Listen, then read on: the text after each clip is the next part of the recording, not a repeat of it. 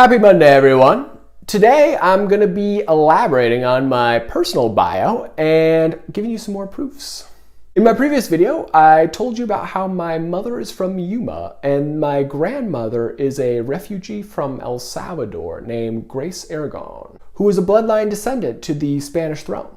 I also told you about how my grandfather ran the private refueling contractor on the base in Yuma that smuggled drugs for the CIA, called Mercury Refueling Inc. His house on Chico Lane, here in Yuma, used to be a CIA job site. When I was little, we had lots of fun playing in these weird trapdoor compartments that he had in his house. The property has been idled and torn down since he moved out, but there used to be these giant 30-foot bush walls around the entire perimeter of the property, which made it very easy to walk behind all the properties along this canal without being seen. My brother and I used to love catching ducks back there because it was so covered that they couldn't fly away from us and we could get them when we were little. Growing up, I also used to love sitting in the back of his truck at the end of this runway here at the Yuma MCAS base, watching fighter jets take off over our heads. My grandfather, or Oppie as we used to call him, was very sneaky, so most of my family didn't find out about any of this until recently with you guys. My dad's parents are immigrants, and his first language was German. His dad, my other grandfather, Walter Steinbart, was actually a German SS officer who was given a false identity and evacuated out of Russia by a British intelligence front called Red Cross in a thing called Operation Paperclip. His real name was Bernard Steinbart, and he was a pretty smart cookie. He knew 7 languages and all kinds of stuff about the world. He was an ethnic German who was residing in Poland, who was conscripted at gunpoint when the war broke out and served as a tank commander. Everyone thinks I'm yanking their chain when I say that, but that is actually a verifiable fact. One that my entire family is not very pleased about me publicly sharing. My father helped program satellites while attending University of Colorado at Boulder. He then went on to a long career in the semiconductor or computer chip industry, where he worked closely with major defense contractors like Raytheon, selling them the software they use to design computer chips that go inside weapons. Go to any of their electrical engineering facilities in El Segundo, in Tucson, Dallas, Boston, or their R&D facility in Edinburgh, Scotland, and I guarantee you they'll know who my dad is. He's been Raytheon's Vendor of the Year before, and they even fabbed him a personal thank you note into a piece of silicone when he retired last year. Verifiable facts. The company he worked for, called Mentor Graphics, also sells SpaceX and Air Force Research Labs the software that they use to design their electronics. Verifiable fact. Growing up, we had a family friend named Boots Nelson, who was a lawyer from Tucson that would let us rent out his beach house in Puerto Penasco, a small little Mexican beach town about a 4-hour drive south from Phoenix. It was like a second home to me growing up. We spent lots of time down there. One of my favorite things to do as a kid was to go catch octopuses in these tide pools. The house next door was where the owner of the marina in town lived, someone who was deeply involved with the Sinaloa cartel. During my time in Puerto Penasco, I actually discovered a CIA trap house down the street from where I would stay that I like to call the Delta Lair because it's got this big, Delta triangle thing pointing it out. This house is used to store drugs that are then driven on quads down this snazzy beach driveway thing and over to a big nightclub down the way called Baja, where they are sold. Shipments are originally loaded onto small fishing boats on the docks in Mazatlan, Mexico, down here, and moved up along the coast, either being passed through the marina in town or through this estuary about 20 minutes east of it. There's this big Freemason symbol in the estuary that you can see from the air, which is a big marker. It shows traffickers where to go to avoid the Mexican military highway checkpoint, which is about right here, en route to Caborca. On the way to Caborca, there's even this small municipality called El Coyote. Shows you how serious the government is about stopping this problem, huh? Across from that estuary, there's also an unmarked runway that from the highway looks like just a dirt road. Shipments coming through the estuary route either get loaded onto cars and driven over to Caborca, or they get loaded onto planes at that unmarked runway and flown to Stellar Air Park in Chandler, Arizona, where there's no air traffic control to watch, and where there's a neighborhood full of houses with these attached private hangars for storage. My first missions at age 17 and 18 were to Cuba. I went there twice before Americans were legally allowed to go.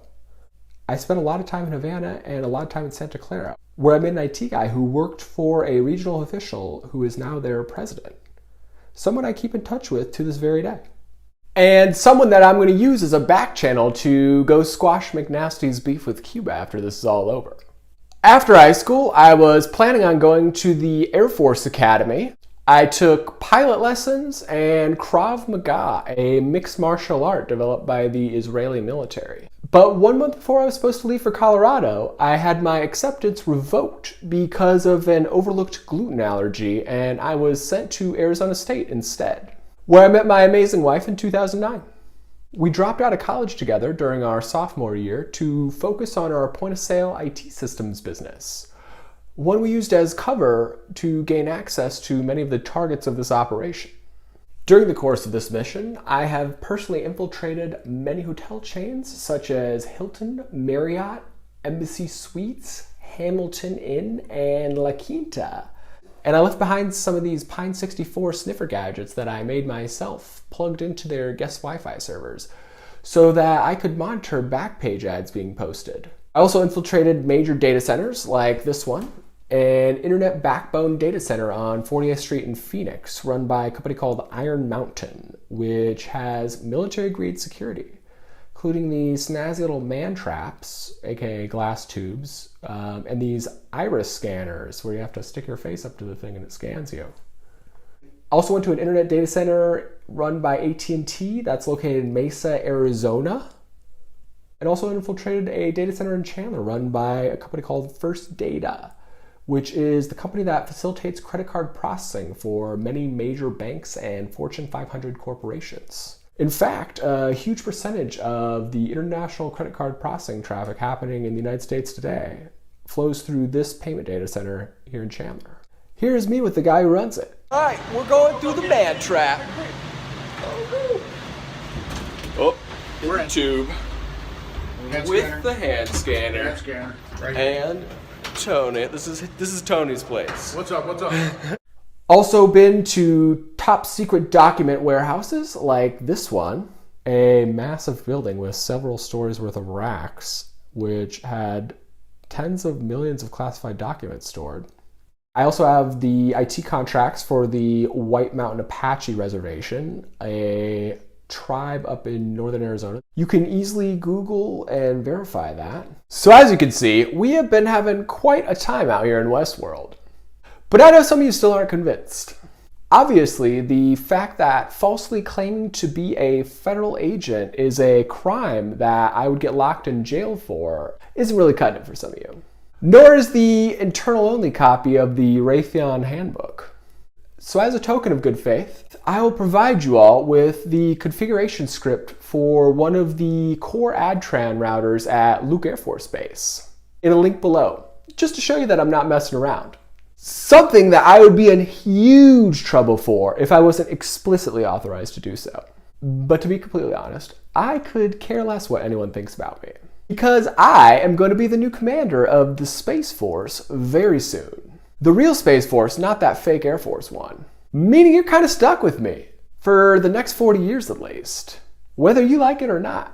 I'm also rich as hell because the DIA let me use those time warping instant messages to tip myself off to this thing called Bitcoin way back when it was just starting out. So I'm pleased to announce that we are not going to be gangbanging or drug dealing anymore to fund our Black Ops. I'm actually just going to pay for them myself. Isn't that fun? I'm that loaded. So believe me if you don't want to. Makes no difference to me. I have a wicked smart, smoking hot wife that's got my back no matter what. I'm building this huge palace in Cave Creek for us to live in, which I will link to below. And I'm bringing the Space Force headquarters out here to Arizona, which will be absolutely epic. So put that in your pipe and smoke it, haters. Because I'm not just associated with Q, I am Q. Me personally, this is my operation. The guy posting on the boards and running point on this whole operation is actually me in the future.